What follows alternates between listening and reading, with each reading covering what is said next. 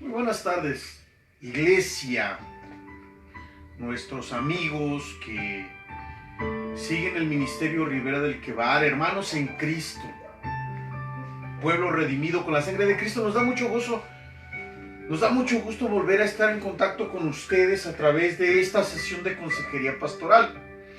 A través de inbox se nos pidió este tema de lo que es la aplicación de la ética en la vida eclesiástica, en la vida de la iglesia, en las relaciones interpersonales dentro de la congregación. Es por eso que estamos abordando este tema. Quizás a algunos les pueda parecer un tanto filosófico, un tanto secular, pero no lo es en ningún aspecto. Cuando nosotros hablamos de la ética, no vamos a hablar de una ética secular, vamos a hablar de una ética, la ética del reino, la ética que enseña Jesús en el Sermón del Monte. Dice la Biblia, quiero resumir el Sermón del Monte en Mateo capítulo número 7, versículo número 12, que dice: así que todas las cosas que quieran que los hombres hagan con ustedes, así también hagan ustedes con los hombres, porque esto es la ley y los profetas. Este texto que acabamos de dar lectura es ética. Cuando nosotros comenzamos a leer en Mateo el capítulo 5, capítulo 6 y capítulo 7, es completamente ética. Le voy a explicar, sobre todo a la persona que nos solicitó este apoyo. No es una persona que se está congregando en una iglesia, y obviamente también nos interesa para el remanente, el pueblo que nosotros estamos pastoreando. ¿Qué es ética? Ética es una rama de la filosofía que se dedica a las cuestiones de la moralidad, lo que es bueno y lo que es malo. Eso es ética. Ética es cuando nosotros le damos su justa dimensión a los conceptos que tienen que ver con la aplicación de la moralidad en las costumbres, en las formas de vida, en las tradiciones, etc. La palabra ética proviene del latín ethicus, y esta palabra ethicus a su vez procede del griego antiguo éticos, que se deriva de ethos y que significa carácter o perteneciente al carácter. Entonces la ética es una cuestión moral que pertenece al carácter. Mire, nosotros estamos muy preocupados como creyentes y como no creyentes en que nuestros hijos sean hijos inteligentes. Pero la inteligencia tiene muchas vertientes y tenemos que cultivar esas vertientes para que alcancen un potencial. Se dice que los niños que tienen una inteligencia, o los hombres que tienen una inteligencia mental, no son los que triunfan en la vida.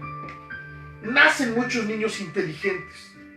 Nosotros conocemos mucha gente que es muy inteligente, que tiene una agilidad mental, que es muy brillante para conceptualizar ideas, que es muy brillante para recordar cosas. Pero la persona que trae estos conceptos con un elevado concepto, con una elevada luz, con un vislumbre muy claro, no son la gente que le va bien en la vida, sino la gente que tiene una inteligencia, escuche bien, emocional. Cuando se educan las emociones, cuando se fomenta la intolerancia, la frustración, cuando se fomenta la convivencia, cuando se fomenta el respeto de nuestros hijos, no es el que es inteligente, es el que tiene una inteligencia emocional. Pero también tenemos nosotros que entender que en esta vida hay una inteligencia moral. La inteligencia moral, iglesia, hermanos, amigos, la inteligencia moral es cuando nosotros cultivamos en nuestros hijos el hacer lo correcto, aunque nadie lo apruebe. Esta es la inteligencia moral. No me interesa dar una moneda, ayudar al indigente o apoyar al discapacitado para que alguien me tome una foto. De esos abundan. Nosotros tenemos que fomentar en nuestros hijos en que tienen que hacer lo correcto, aunque nadie los vea. No lo que es popular. La moralidad no es una democracia, y menos desde una perspectiva cristiana. Entonces la ética es esa rama de la filosofía que se dedica a las cuestiones morales.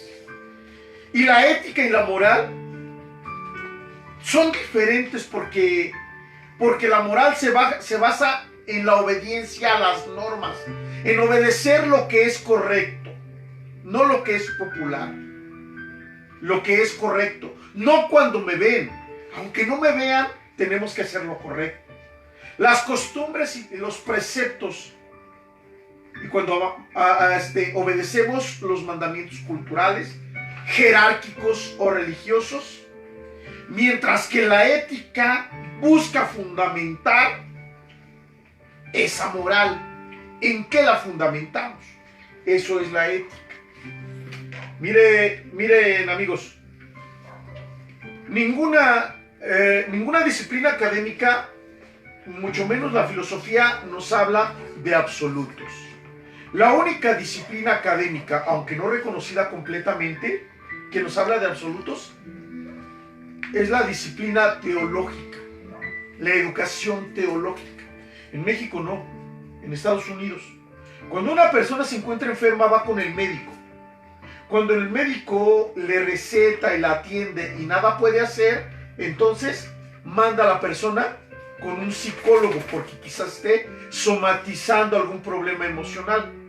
Cuando el psicólogo no puede hacer nada, la manda con un especialista que atiende las cuestiones de salud física y las cuestiones de salud emocional y las cuestiones de salud mental. Las manda con el psiquiatra.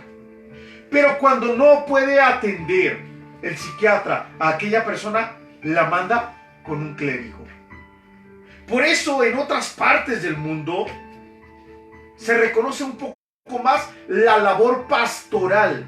Aquí en México no, aquí somos los que lavamos el templo, los que barremos el templo, y cuando se nos contrata a veces no hacemos la función para la que académicamente hemos estado preparados.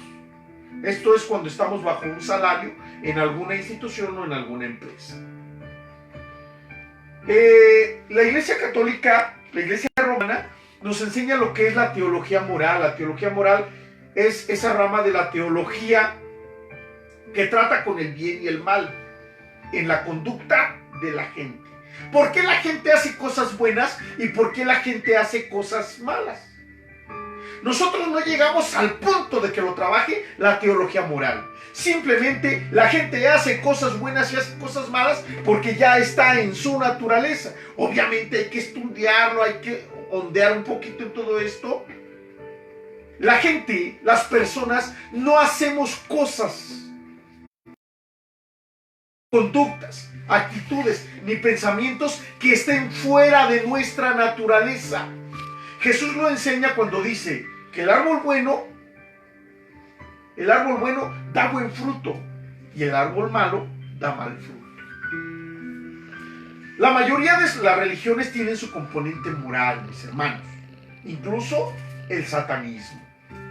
Nosotros creemos que el satanismo, y no la defiendo, obviamente condenamos la religión satanista, pero la religión satanista, cuando usted platica con un satanista,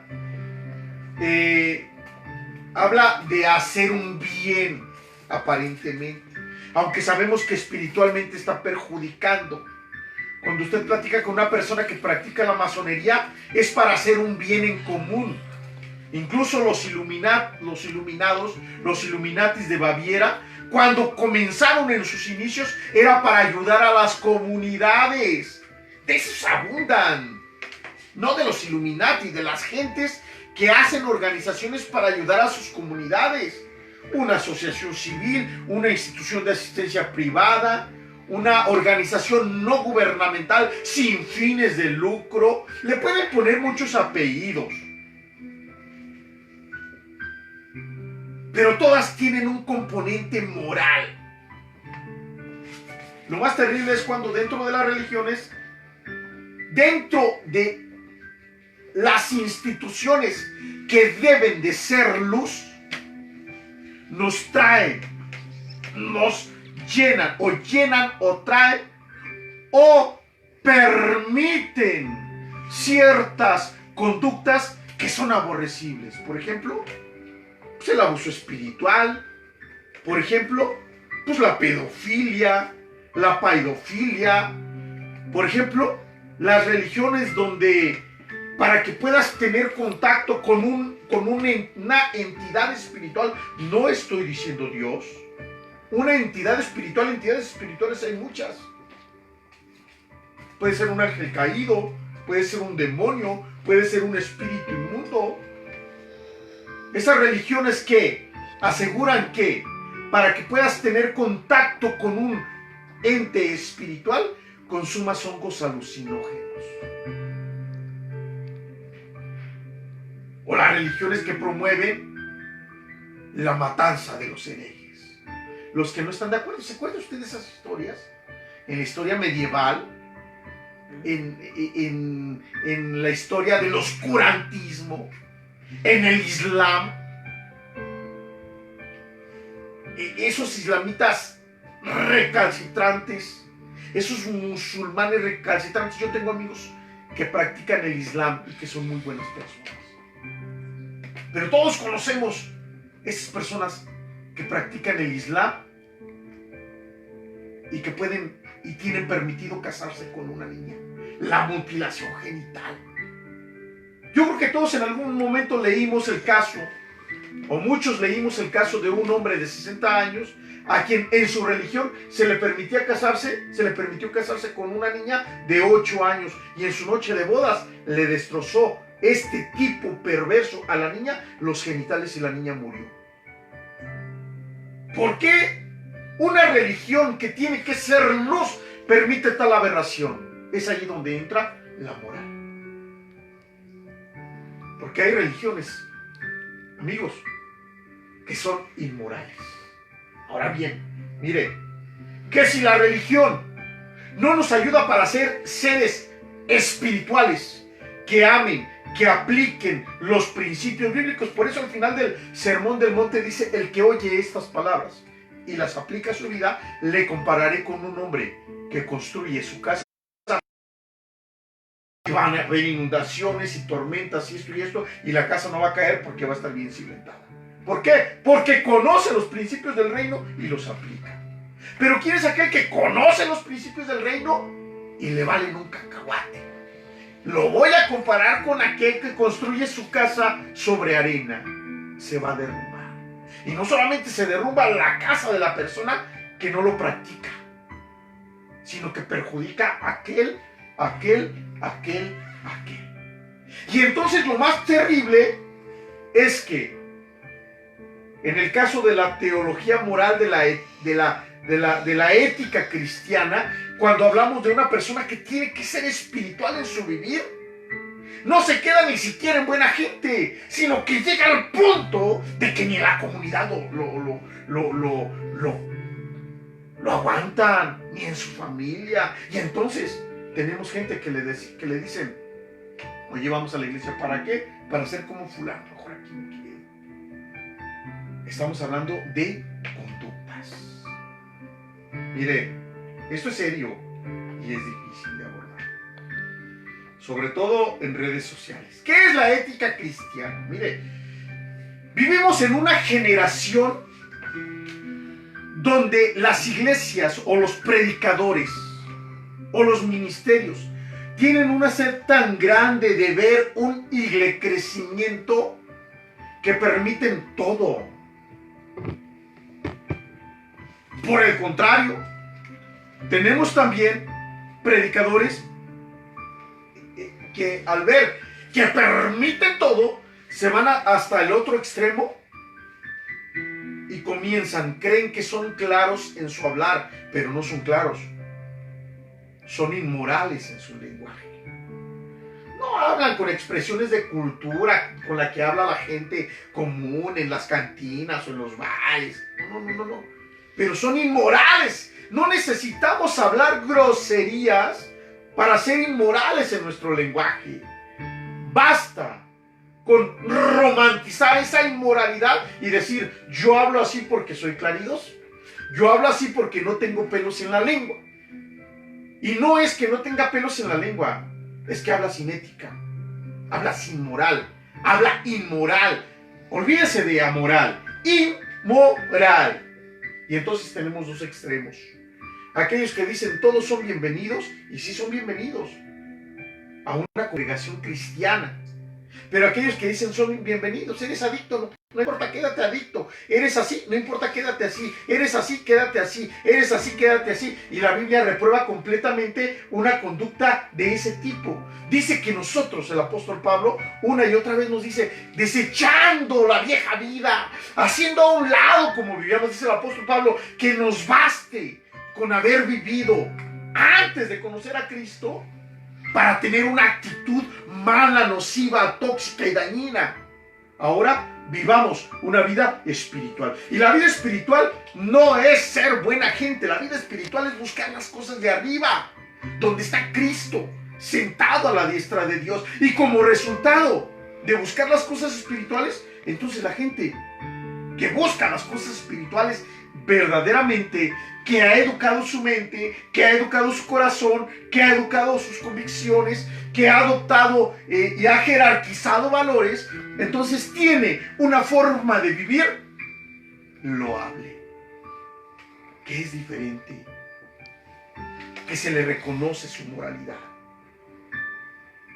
Y entonces la gente hemos romantizado esta falta de ética. Cuando nosotros conocemos hombres de Dios que Dios usa, que Dios respalda, oran por los endemoniados y quedan libres, oran por los enfermos y Dios los sana, pero no tienen respeto de otros ministerios, les roban a sus ovejas. Cuando Dios no sana en la oración de un ministro a una persona, o el demonio no se va, no queda libre, llega esta persona con unción, con respaldo divino, Dios la sana por misericordia. Dios no la sana por lo que somos nosotros, no es por nuestra actitud, fue por la actitud de Cristo en la cruz del Calvario, por la misericordia de Dios. Y entonces comenzamos a hablar mal de las otras personas. No lo sanó por esto y por eso, pero por eso llegué yo. Unción, pero sin respeto. Claridoso, pero muy ofensivo. Ama las almas, pero no tiene respeto por las convicciones que aquellas almas han tenido durante toda su vida. Y entonces se disfraza una rebeldía, sobre todo en estos días en los que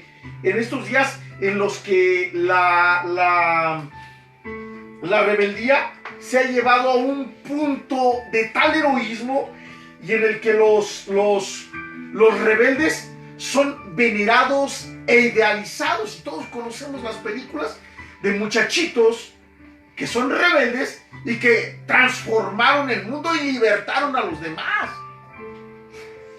Los Juegos del Hambre, Divergente, Insurgente. La vida no se maneja así. Eso se maneja en el cine. Pero en la vida real no podemos nosotros romantizar la rebeldía. Y entonces conocemos tantos y tantos y tantas personas que utilizan Facebook para hablar mal de sus pastores, que utilizan Facebook para hablar mal de la cuñada, de la suegra, del hijo. Entonces, dicho de otro modo, las conciencias de las personas que acabo de mencionar como ejemplo tienen unción, podrán tener unción, podrán tener un respaldo, pero es un hecho, todos los que hemos conocido a Jesucristo como una experiencia real en el corazón, tenemos que sujetarnos a una reformación y a una transformación de nuestras convicciones para hacer las cosas menos mal, con ética, considerando si lo que estamos haciendo es bueno o es malo, estamos beneficiando o estamos perjudicando. Y no hay ninguna ética que nos pueda educar de esta manera como la ética cristiana. Yo espero estarme explicando en este tema que es un poco complicado. A lo mejor para algunas asociaciones religiosas donde nosotros fuimos formados ministerialmente, en el seminario, en el instituto y en el ISU, no hay problema, pero es un problema tan real en la vida diaria. La ética cristiana, mis amigos, mis hermanos, nos presupone o asume dos asuntos importantes. Número uno, la existencia de Dios y la autoridad de las Sagradas Escrituras como la forma en la que Dios revela su mente, nos revela su voluntad y nos revela su carácter. Lo que Él quiere, como es Él, está revelado en la Biblia. Entonces, si lo decimos en otras palabras, nosotros sabemos que hay un Dios verdadero. Ese Dios verdadero es inmortal, es sabio, es invisible, omnipotente, omnisciente, eterno. Y en la Biblia, Dios nos dice cómo es su carácter. Y entonces, al entrar, al saber en la Biblia cómo es Dios, cómo es su carácter y lo que pide de nosotros, entonces también nos muestra cómo es la forma que Él quiere relacionarse con sus criaturas, es decir, con nosotros. Y entonces, al entender nosotros que Él se relaciona con nosotros a través de su palabra y a través de su Hijo Jesucristo, a través del Espíritu Santo, entonces podemos nosotros tener acceso a los absolutos morales que son parte del carácter de Dios. Entonces, por lo tanto, la ética cristiana es un deber moral que hay dentro de nosotros, iglesia.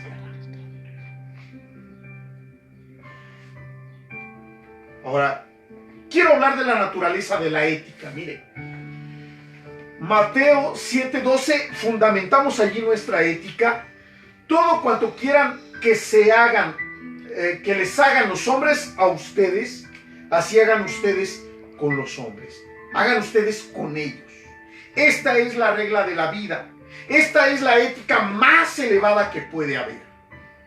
Hace un tiempo yo hablaba con el remanente, antes de que fuera el remanente, y les hablaba acerca de lo que es la ética cristiana, y les decía que así como los señores que manejan un transporte público y que salen con una diferencia de 10 minutos o de 5 minutos, sale un transporte público rumbo al centro de una ciudad y luego sale el otro transporte público rumbo al centro de esa ciudad, la ética es que yo no le voy a robar el pasaje a él, ni él me va a robar el pasaje a mí. Esa es la ética. La ética es que yo no voy a brincarme una luz roja y voy a culpar al de atrás. Por eso dice Jesús, todo cuanto quieran que les hagan los hombres, así también hagan ustedes con ellos. Mire, ¿qué compone la ética? Número uno, su primer componente es la verdad. ¿Por qué la verdad? ¿Por qué? Porque nos estamos basando en que todo cuanto nosotros querramos que los hombres nos hagan a nosotros, así nosotros debemos de hacer a ellos. No quiere que la vecina le tire la basura afuera de su casa, no lo haga usted con ellos. No quiere que el compañero de la escuela le estornuda en su cara, no lo haga usted con ellos. Eso es ética, eso es moral. El primer componente es la verdad. ¿Por qué? Porque nadie, absolutamente nadie, se miente a sí mismo.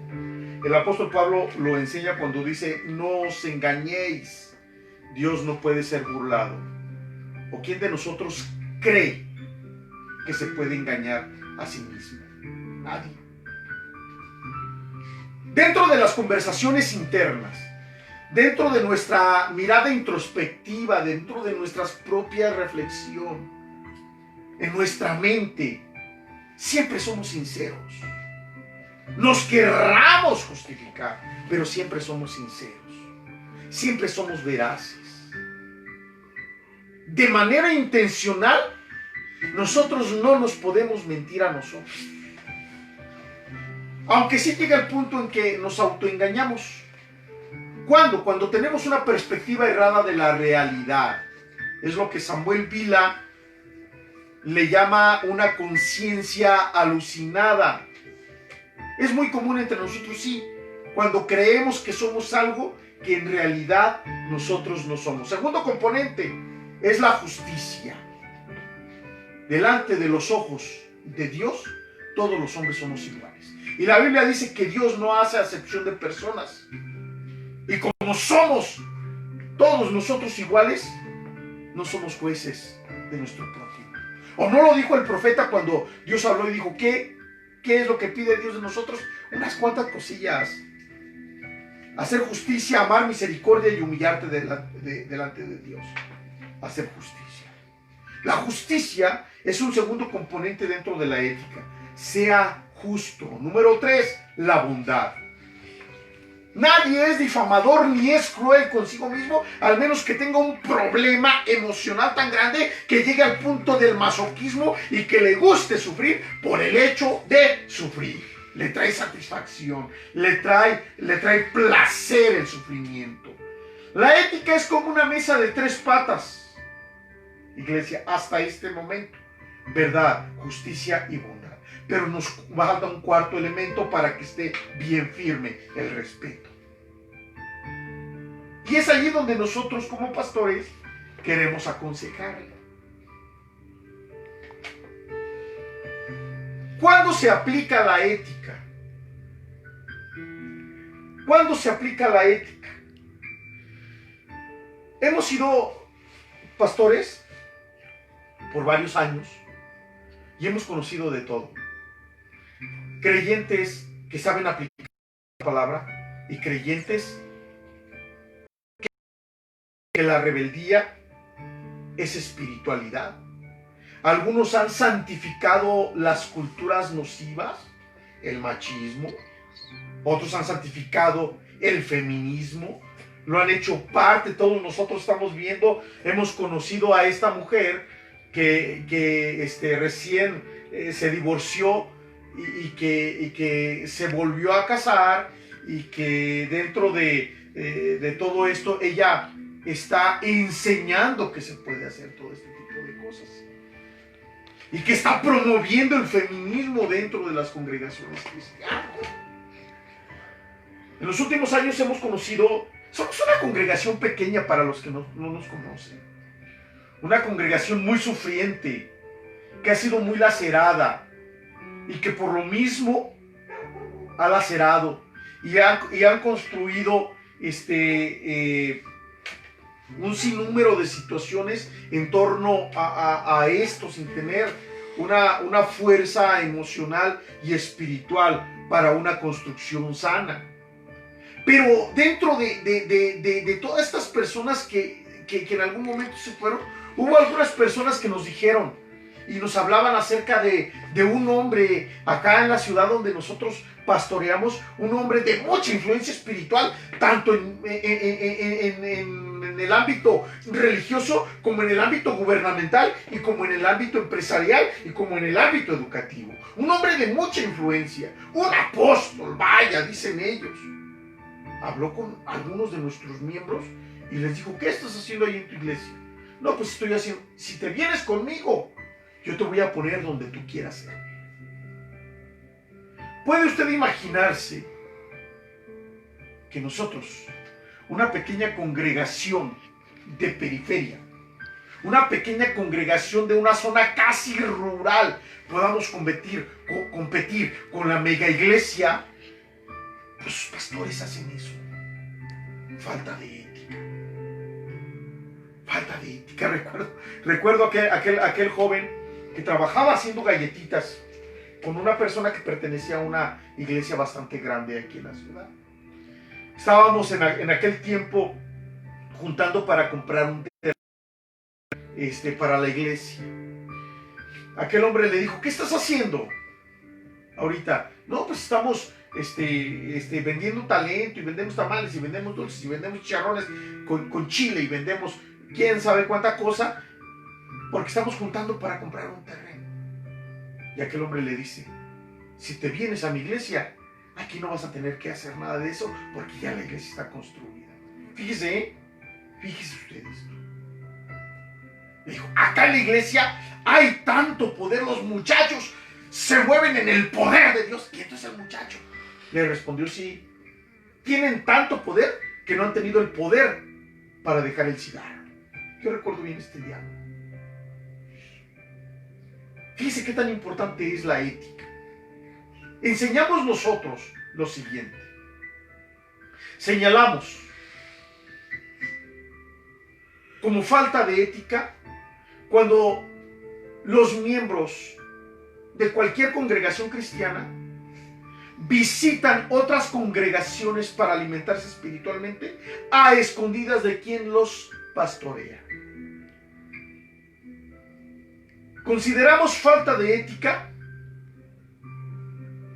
hacer prosélitos de otras congregaciones cristianas o ser víctimas de proselitismo. Recuerdo en mis primeros años de pastorado, llegó una persona de otra comunidad, porque las comunidades, la naturaleza de las comunidades en la ciudad y la naturaleza de las comunidades cristianas, de las congregaciones en la ciudad y las congregaciones en una zona rural son diferentes. En las ciudades tenemos muchas iglesias aún, hasta en las zonas más difíciles del evangelio en nuestro país, como lo es Michoacán. Yo recuerdo a aquella familia que en alguna ocasión llegó y yo salí como pastor, lo recibí: hermanos, Dios les bendiga, bienvenidos, mi nombre es fulano de tal, en esta iglesia vamos a comenzar la reunión, así, pum, pum, pum. ¿Qué andan haciendo por acá, hermanos? ¿Son de por aquí? Dice: no, dice, somos de un pueblo que estaba como a 40 minutos. Es una comunidad rural, pero vinimos para acá, ya conocemos de Cristo, pero hoy no estuvimos en nuestra iglesia y venimos para acá a buscar a Dios. Yo les dije: hermanos, son bienvenidos, pero si ustedes tienen su propia congregación, quédense en su congregación. ¿Por qué? Porque ya su pastor se había preparado para predicarles. Allá su pastor había dejado de hacer muchas cosas, se había desvelado para prepararles una predicación, para que ellos fueran edificados espiritualmente, y ellos llegaron con nosotros para buscar a Dios. La intención puede ser muy buena, pero la conducta no es la adecuada. Yo espero estarme explicando. No tiene mucho tiempo, cuando vino con nosotros nuestro hermano Jesús Reynoso, y que estuvo en campaña y que invitábamos a mucha gente y que algunas personas fueron y que eran parte de otra iglesia. Hermano, usted es de otra iglesia, échele ganas allá en su iglesia, fórmese allá con su pastor, échele ganas, bienvenido a la actividad, pero dígale a su pastor que vino con nosotros a la campaña. No tiene mucho tiempo que yo hablé con unas personas que estaban buscando consejería y conocían de Cristo desde hace mucho tiempo, pero no se estaban congregando en ningún lado. Yo le dije: ¿sabe qué es lo que usted necesita? Vaya a una iglesia. ¿Cuál iglesia le gusta? Fulana, mengana, adelante. Pero también allá hay otras iglesias. Congréguense en esa iglesia, hagan vida de iglesia, sean leales a la visión de la iglesia, vean cuál es la visión y cuál es la posición del cuerpo de Cristo, de la iglesia, si es sanidad interior, si es ministerio carcelario, si es atención a los pobres, si es fomentar los dones del Espíritu, si es el evangelismo. Háganse parte de las actividades de la iglesia. Pero no solamente esto, y yo les dije, vayan, ofrenden, diezmen, inclúyanse en las actividades y en el aseo del templo, laven los baños, etc. ¿Cree que le gustó a la gente lo que les dije? No le gustó. Porque a la gente le gusta lo espiritual, pero no le gusta hacer lo correcto. Había una persona muy pudiente económicamente, con un ministerio muy bonito, la cual convenció a sus familiares que vivían en otra ciudad, que eran pastoreados por otros siervos de Dios, y los convenció porque recibían muy buenos ingresos económicos, y les dijo: apóyenme a mí, porque ¿quién es la que los está pastoreando? El que los está pastoreando soy yo. ¿Quién es el que está velando por sus almas? Aquella persona le dijo: soy yo, pero no era él, eran los pastores en sus respectivas ciudades. Aquellas personas fueron seducidas, dejaron de apoyar a sus pastores, iban y comían de sus pastores, iban y se alimentaban de sus pastores, tenían una necesidad, iban con sus pastores, se encontraban enfermos, iban con los pastores para que los visitaran y para que oraran por ellos, pero el diezmo lo mandaban a 2000 kilómetros de distancia, donde había una persona y un ministerio que no ocupaba de ese diezmo, pero que lo pedía para algunos fines, no sé si sanos o insanos. Y es entonces cuando la falta de ética da pie para un abuso pastoral, y esto nos causa mucha tristeza. Recuerdo, hubo unas personas que en algún momento nos dijeron: mire, pastor, a mí la verdad, sí me gusta declarar y sí me gusta decretar. Pues, ¿qué le decía yo? Ni modo de ponerme a pelear en la combi temas teológicos, ¿verdad? Ni modo para los que nos ven en otro país, ni modo de ponerme a pelear en el transporte público temas teológicos. Le dije: pero pues ahí, pues, ¿qué le digo, verdad? Y como a usted no le gusta declarar ni decretar, me voy a ir a una iglesia que le guste declarar y decretar, porque fue una iglesia, y cuando estaba yo ya en esa iglesia se acercaron los hermanos con nosotros y nos dieron una bienvenida que nos sentimos tan a gusto, y la gente nos dijo: vénganse para acá con nosotros, acá siempre van a ser bien recibidos. Falta de ética. Mucha unción, pero no se han puesto a cuestionar si la forma como están llevando a cabo su cristianismo está afectando a otras personas o no las está. Usted conoce gente que cuando tiene convertidos, cuando tiene conversos, y los conversos comienzan a tener luchas, conoce gente que los fomenta a que ponga demandas, a que se emancipen en lugar de que se sujeten a sus padres o a sus autoridades. El hermano Héctor Herrera le dijo a la pastora Ana hace muchos años: hija, no quiero que te salgas por la ventana para venir a la iglesia. Quédate en tu casa hasta que tus papás te den permiso de venir a la iglesia. Eso le llama ética, bien aplicada. Yo sé que amas a Cristo, yo sé que quieres servir a Cristo, yo sé que lo quieres honrar, pero quédate y sujétate a la autoridad que tienen tus papás sobre ti. Porque, créanmelo, todos los pastores sufrimos con hermanos que son intelectualmente superiores y espiritualmente superiores, o que se creen intelectualmente superiores, aunque conozcan el contexto de lo que es un alimento espiritual. Y entonces de pronto, después de una enseñanza, alguien se acerca con la gente y dice: no, el hermano Tomás enseña mal por esto y por esto y por esto y por esto. Oh, caray. El hermano Tomás esto y esto y esto y esto y esto. Y hemos tenido gente que nada le ha satisfecho, que no le ha gustado nada. Ni cantos nuevos, ni cantos viejitos, ni la predicación. Se enojaban con el otro pastor porque era joven, el hermano Tomás está viejo. Bueno, una vez hasta mis zapatos le molestó a la gente. Traía unos zapatos viejitos y rotitos, y entonces estaba yo descansando, me crucé de pies, y alguien me dijo, ay, qué zapatos tan viejos trae. La ética, la capacidad que nos lleva, porque el evangelio, iglesia, nunca nos quitó el cerebro. Cuando Cristo murió, su sangre nos quita los pecados, no la capacidad de reflexión y de análisis.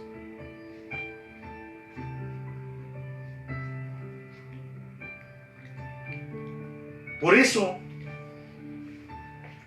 tenemos tantos problemas de conducta en este respecto. Por eso tenemos pastores que visitan miembros de otras iglesias.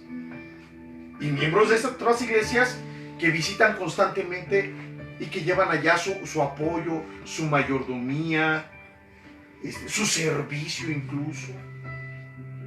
Y que el pastor nunca ha dicho, oye, pastor, pues tus miembros me están visitando. Yo felicito a los pastores que dicen, pastor fulano, tus miembros me están visitando. Yo felicito a los pastores que le dicen, a ver, Juan Pérez, ven para acá. Tú tienes tu congregación, eres bienvenido. Tu pastor ya sabe que nos estás visitando. Tu pastor ya sabe que estás viniendo con nosotros para acá a alimentarte espiritualmente. Sino porque cree que tantos ministerios internacionales están creciendo económicamente, porque muchos hermanos en las congregaciones dejan de apoyar con su mayordomía financiera a sus pastores locales. Yo recuerdo una persona que dijo que su diezmo y su apoyo económico lo iba a llevar, y mencionó una mega iglesia en donde el pastor, la esposa del pastor y los hijos traen guaruras, mientras tantos pastores pastoreando de a de veras. La falta de la ética. Y entonces comienzan, cuando no tenemos cuidado en eso, comienza a haber una serie de abusos espirituales. Por eso es muy bueno que nosotros aprendamos a pedir cuentas y a entregar cuentas. A pedir cuentas personalmente y a entregar cuentas personalmente, como se tiene que hacer.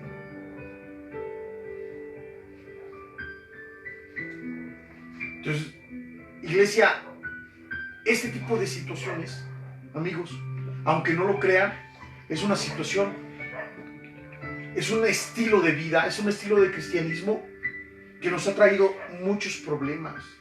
No dudo de su salvación, no dudo de su creencia, no dudo de su nueva naturaleza, pero si no tenemos conducta que nosotros estamos teniendo, vamos a afectar a mucha gente.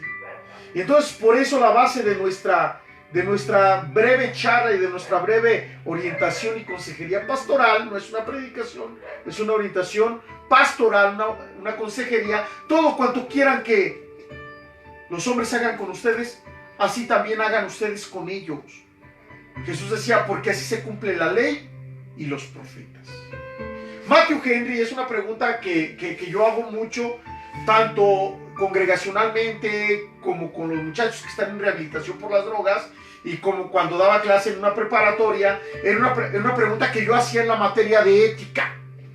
Matthew Henry nos dice, ¿tú qué prefieres?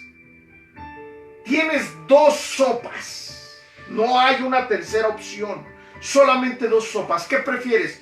¿Sufrir la injusticia o cometer la injusticia? Y sabe que esta pregunta mide nuestra inteligencia moral. No podemos decir, Dios me dijo que visite, cuando le estoy dañando a Él. Por eso en los ranchos, donde hay una iglesia cristiana, aunque la gente se enoje, allí se queda, allí crece, allí madura y allí da fruto.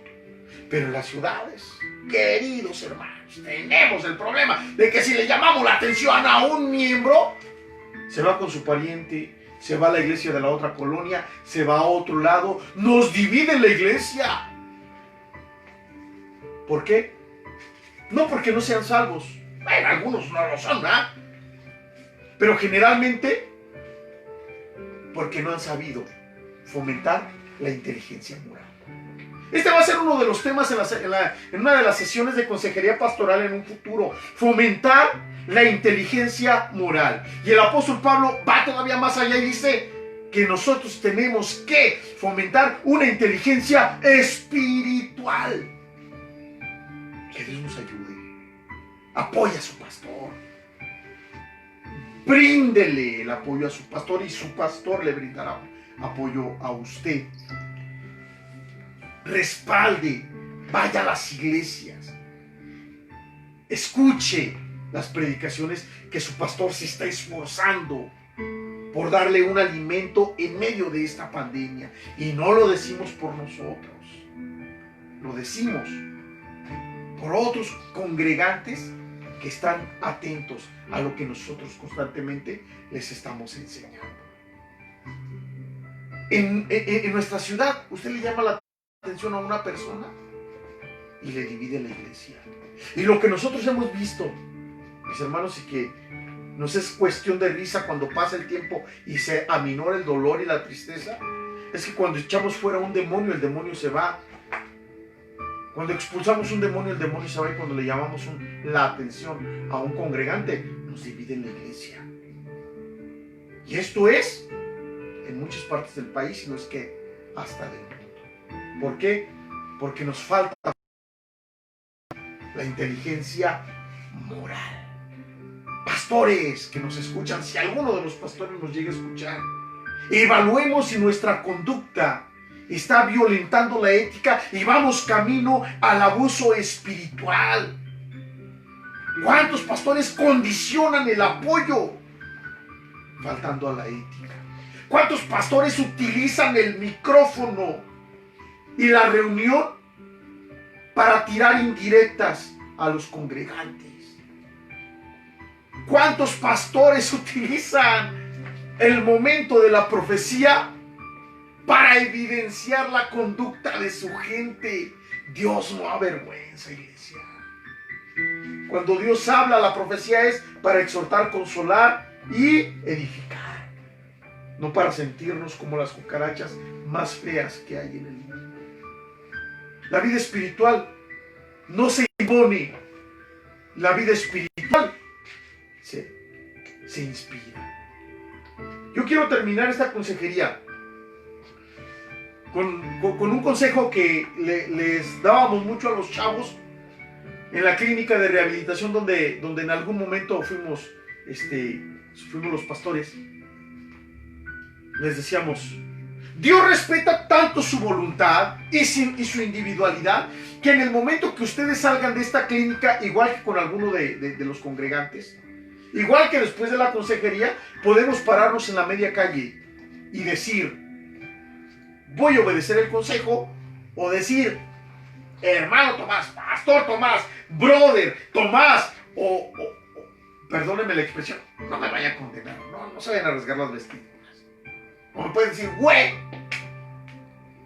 no te voy a obedecer. Y no hay problema, porque Dios respeta nuestra individualidad. Eso sepamos siempre. Oramos. Si usted tiene preguntas, puede hacérnoslas llegar por inbox, puede hacérnoslas llegar por WhatsApp. Estamos en la mejor disposición. Desde la Ribera del Quebar queremos darle un consejo. Tenemos que fomentar la inteligencia moral dentro de nuestras iglesias. Hagan las cosas bien hechas, hermanos. Pastores, hagamos las cosas bien hechas. Y hagamos las cosas para los demás como querramos que los demás las hagan para nosotros. Padre, te damos gracias en esta tarde. Bendecimos tu nombre. Ayúdanos a construirnos en ti. Ayúdanos a edificarnos en ti. Ayúdanos a darte a ti la gloria. Ayúdanos a cuidar a las personas que has puesto en nuestras manos, Señor, a las voluntades, a los espíritus. No estamos reparando un carro, estamos edificando almas para la eternidad, Señor. A todos los que forman parte, Señor Dios, de las congregaciones. Ayúdanos a entender el concepto de decisión, de inteligencia moral, de obediencia, de sujeción, de autoridad. Porque te necesitamos. En un mundo lleno de insanidad, donde se ha hecho romance con el pecado, con la rebeldía, con la insurrección, permítenos estar sujetos al consejo de tu palabra. En el nombre de Jesús te damos muchas gracias. Amén. Gracias. Que Dios les bendiga, iglesia.